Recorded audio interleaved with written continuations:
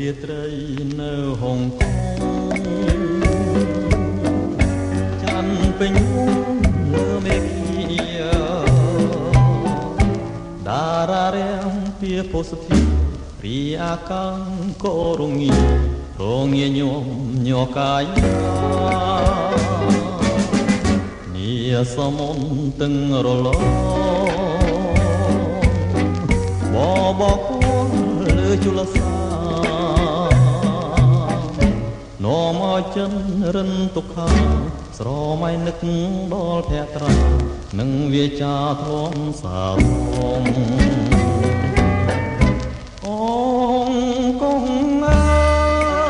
យខ្ញុំយ៉ាងហើយកាន់ដីសៅមក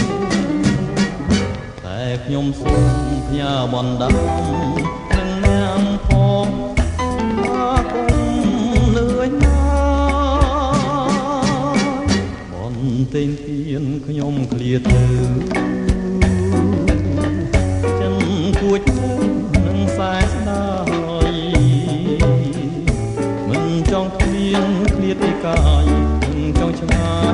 យពីថ្លៃនឹកងាឡៃតែហងគង់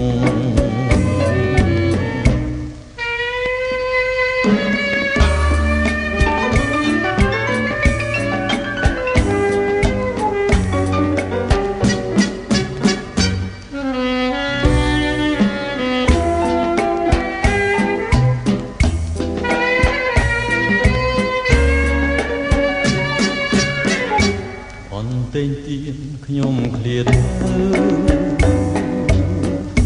ចឹងគួចនឹងសែនស្នាយមិនចង់ឃ្លានឃ្លាតពីកាយមិនចង់ឆ្ងាយពីថ្លៃ